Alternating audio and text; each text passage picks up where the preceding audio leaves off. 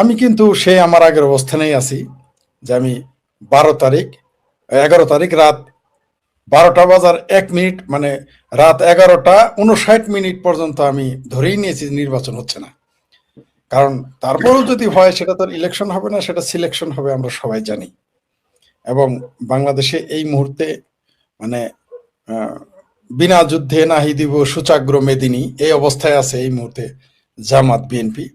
আবার কেউ কেউ মনে করে যে ভারত জুজুর ভয়, আওয়ামী লীগ জুজুর ভয় দেখিয়ে তাদের আবার কেউ কেউ একত্রিত করবে, এমন কথাও কেউ কেউ বলে থাকেন। আসলে আমাদের দেশের যে সর্বশেষ অবস্থা, নির্বাচনে আপনি দেখেন কারা আগ্রহ দেখাচ্ছে। আমি আপনার চ্যানেলেও বলেছি, অন্যান্য চ্যানেলেও বলেছি, আমার চ্যানেলেও বলেছি, নির্বাচনের সম্পর্কে কিন্তু আসলে বিএনপি এবং বামপন্থীরা ছাড়া কারোরই খুব একটা আগ্রহ নাই। আর যত দল আছে, এই যে তথাকথিত দল গজিয়ে উঠেছে 1 বছরে 1.5 বছরে, আমরা দেখেছি এরা কারা আমরা জানি। সেই জন্য বাংলায় কিছু কথা আছে যে, বাংলা প্রবাদ আছে, চোরে চোরে হালি, এক চোরে বিয়ে করে আরেক চোরে শালি। এই নতুন নতুন দল কিছু গজিয়েছে, ভুইফুট দল, তাদের দিয়ে তারা যে এই যে জামাতের A team, B team, C team, D team, আবার ইদানিং শুনতেছি যে এনসিপির এ টিম, বি টিম হয়ে গেছে। তো এরা তো তারাই। এখন নির্বাচন যদি, সকল নির্বাচন যদি হয়, তাহলে তো আপনি যে শিরোনাম দিয়েছেন বিএনপি জামাতের টক্কর তো হবেই। কারণ বিএনপি এই মুহূর্তে ক্ষমতায় না গিয়েও অলিখিতভাবে তারাই ক্ষমতায়। সেখানে এটা শুধু আমাদের কথা না, এটা যারা সমালোচক, আলোচক, বিশেষজ্ঞ, বিশ্লেষক, তাদেরই কথা। সেই সাথে তারেক রহমানের কন্যাও বলেছিলেন তার এক পোস্টে, তার কন্যার নামে পরিচালিত এক পোস্টে আমরা দেখেছি, সেখানে তিনি বলেছিলেন যে এটা হচ্ছে জামাত নিয়ন্ত্রিত ইউনূস সরকার। তো এই যে যে জামাতের যে অলিখিত ক্ষমতার ভোগ উপভোগ চলতেছে, এই সুযোগ তো তারা হাতছাড়া করবে না। আবার বিএনপি মনে করতেছে যে তারা হচ্ছে, বিএনপি হচ্ছে বাংলাদেশের অন্যতম বৃহত্তর দল এর একটি। বাংলাদেশে দুটি বৃহত্তর দল, বিএনপি এবং আওয়ামী লীগ। তো বিএনপিও যেহেতু বৃহত্তর দল, আওয়ামী লীগ এই মুহূর্তে মাঠ ছাড়া, এমনকি দেশ ছাড়া, তো তখন তো বিএনপি আশাই করতে পারে যে ক্ষমতার চাবিকাঠি তাদের হাতে, কলকাঠি তারাই নাড়বে, এটা তারা ভেবে বসে আছে। যদিও নির্বাচনের মাধ্যমে অনেক ফাঁদ পাতা হয়েছে। আমি বুঝি না বিএনপি এত বড় একটা রাজনৈতিক দল, তাদের দূরদর্শিতা এত কম কি করে হয়। ধরে নিলাম বিএনপি ক্ষমতায় গেল, ধরে নিলাম মানে তারা বেশিরভাগ সংসদীয় আসন নিয়ে তারা পাশ করলো, কিন্তু এই যে সকল্ড হ্যাঁ ভোটে বা না ভোটে যা আছে শর্ত উল্লেখ করা আছে, তাতে তো তারা ক্ষমতা ভোগ উপভোগ করার কথা না। তো আমি জানি না বিএনপি এখানে অদূরদর্শিতা দেখাচ্ছে নাকি তাদের আসলে দূরদর্শিতা নাই, সেটা আমি বলতে পারতেছি না। তাদের মধ্যে তোর বুদ্ধিজীবীর অভাব নাই, তাদের মধ্যে ব্যারিস্টারের অভাব নাই, তাদের মধ্যে বিশেষজ্ঞের অভাব নাই, কিন্তু তাদের মাথায় কেন এটা ঢুকে না যে সেইখানে নাকি লেখা আছে। আমি জানি না আদৌ, কারণ আমার এই হেনা ভোটের প্রতি কোনো আগ্রহই নেই। আমি মনে করি না যে এটা বৈধ, এই হেনা ভোট সুযোগই নাই। সেখানে নাকি লেখা আছে যে যা যা তারা ওই তথাকথিত জুলাই সনদে যুক্ত করেছে, সেগুলো নাকি 180 দিন পরে অটোমেটিক্যালি যুক্ত হয়ে যাবে, সংসদের আইনে পরিণত হবে। তো এই যে যে হাস্যকর বিষয়, এগুলো তো বিএনপি তখন কি হবে? বিএনপি তখন তো তারা তো কিছুই করতে পারবে না।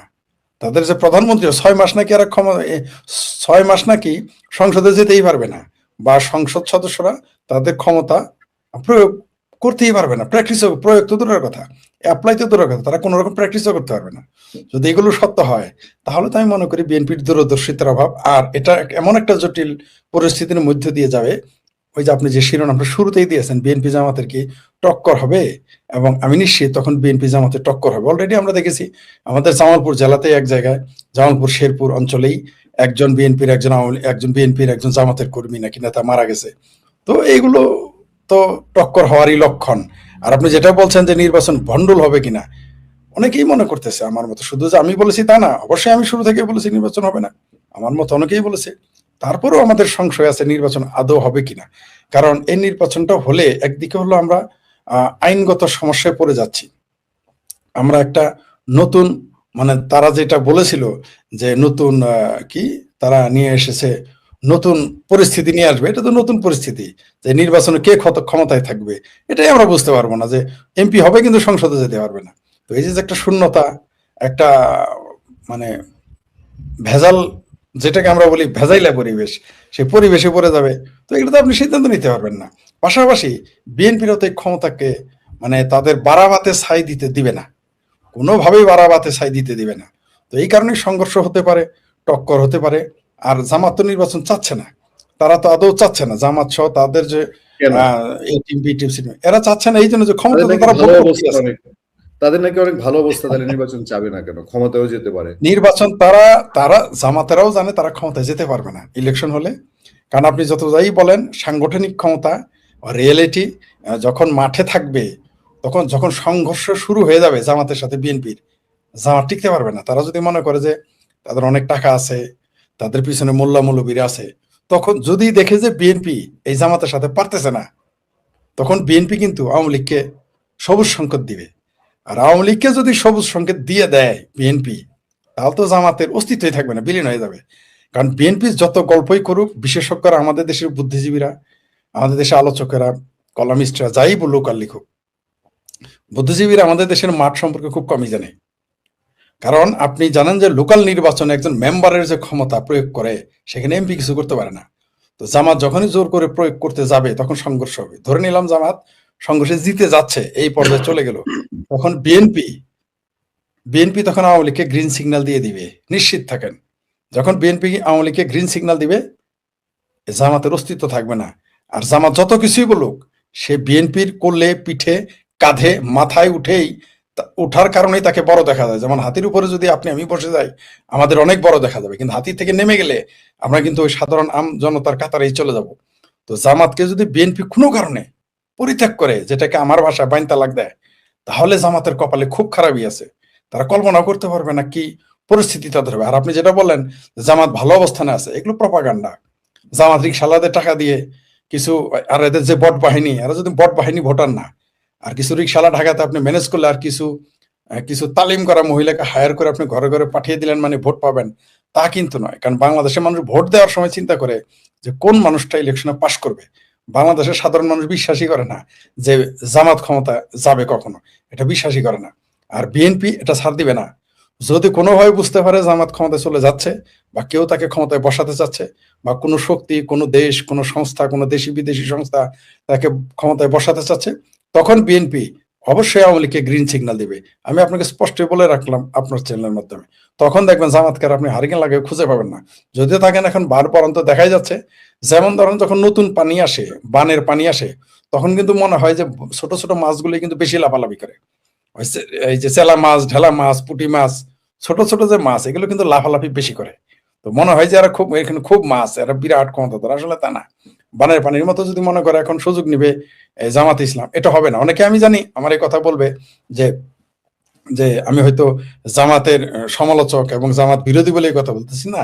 সাংগঠনিক ক্ষমতা আলাদা জিনিস। আপনি যদি আমাকেই কালকে ধরে নেন, আপনি আমাকে ময়মনসিংহ সদর ইলেকশন করাইলেন যে কোনো মার্কা নিয়ে, আমি তো টিকতে পারবো না। কারণ আমার তো সাংগঠনিক ক্ষমতা লাগবে ভাই, সাংগঠনিক দক্ষতার প্রশ্ন পড়ে। আমার তো সাংগঠনিক, আমার সংগঠন লাগবে। সংগঠন ছাড়া তো আপনি টিকতে পারবেন না। তারাও হয়তো ভাবতেছে যে আওয়ামী লীগ যেহেতু মাঠে নাই, তারা মাঝখান দিয়ে বের হয়ে যাবে, বিএনপি সেটা বের হইতে দেবে না। আওয়ামী লীগকে নির্বাচনে বাইরে রেখেছি, নির্বাচন করেছি, তো এর সাথে তো 9 বছর ছিল, তারপরে অন্যান্য সময় নির্বাচন হয়ে গেছে। সেই সময় আর এই সময় এক না, সেই সময় আর এই সময় এক না। আওয়ামী লীগ তখন যে সাংগঠনিক তার যোগ্যতা, তার দক্ষতা ছিল, তার যে গ্রহণযোগ্যতা ছিল, সেইটা আর এখন বহুত পার্থক্য আছে। আওয়ামী লীগ তখনকার চাইতে এখনকার আওয়ামী লীগ পৃথক। সমস্যা প্রকট হবে, সমাধান হবে না। আর এই নির্বাচন করলেই কি, যারাই নির্বাচন করতেছে তারা কি ভাবতেছে সমাধান হয়ে গেছে? সব সমাধান হচ্ছে না কোনো কিছুরই।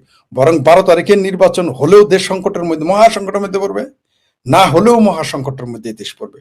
আপনি একটা দেশের, আপনি বিএনপিকে নির্বাচনে তো নিষিদ্ধ করেনি, আওয়ামী লীগ নিষিদ্ধ করেছিল 24 সালের নির্বাচনে, বা 19 সালে করেনি।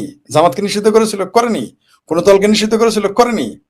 শুধু কি বলেছে যে তারা ভোট চুরি করেছে। এতেই যদি অপরাধ হয়ে থাকে আওয়ামী লীগের, তাহলে এখন তো আপনি ভোটে যেতে দিচ্ছেন না, এটা তো সাংবিধানিক ভাবে অপরাধ। ওটা ছিল ফৌজদারি অপরাধ, অর্থাৎ আওয়ামী লীগ ভোট চুরি করেছে, এটা ফৌজদারি অপরাধ। আর এখন যেটা করতেছেন যে আওয়ামী লীগের নির্বাচন অংশ নিতে দিবেন না, আওয়ামী লীগের যারা, এমনকি আওয়ামী লীগের মধ্যে তারা স্বতন্ত্র নির্বাচন গুলো করতে দিবেন না, এটা সাংবিধানিক অপরাধ করেছেন। টোটালি এটা বিরুদ্ধ, আইন বিরুদ্ধ, সংবিধান বিরুদ্ধ। আপনি কোন দলকে এইভাবে নিষিদ্ধ করতে পারেন না। আপনি তাকে আদালতে যেতে দিয়েছেন, হিয়ারিং করতে দিয়েছেন, দেন নাই। আপনি আওয়ামী লীগ এমনকি সরাসরি বলেছে স্বতন্ত্র নির্বাচন করতে দিবে না। এও বলেছে যে আওয়ামী লীগের হাড্ডিগুটি ভেঙে ফেলবে। এই যে ভাষা, এগুলো দিয়ে তো সমাধান হয় না। আপনি কেউ যদি মনে করে নির্বাচন, আরেকজন বলছেন যে চাঁদাবাজি করে নির্বাচন ঠেকানো যাবে না। হ্যাঁ, এটা কি হতে যাচ্ছে আমরা তো জানি। আমি তো বলি না আমার চাঁদাবাজিতে নির্বাচন। প্রিয় দর্শকের প্রতি আমি সম্মান রেখে বলছি, নির্বাচন ঠেকানো যাবে না, কোনো সন্দেহ নাই। কিন্তু কয়দিন থাকে সেটাও তো দেখবেন। এই নির্বাচন করেও আপনি নিজেদের যারা ক্ষমতায় যাবে তারাও টিকে থাকতে পারবে না, এটা আপনি নিশ্চিত থাকেন। পারবে না, আওয়ামী লীগ পারে নাই। আওয়ামী লীগের চাইতে জামাত শক্তিশালী না। আওয়ামী লীগের চাইতে সাংগঠনিকভাবে শক্তিশালী, আন্তর্জাতিকভাবে শক্তিশালী, কূটনৈতিকভাবে শক্তিশালী জামাত নয়, বিএনপি তো নয়ই। তাহলে এরা কেন টিকে থাকবে? যদি 2024 সালের 6 মাসেই যদি ক্ষমতা থেকে পতন করতে পারে বাংলাদেশ আওয়ামী লীগের, তাহলে 6 মাস পরে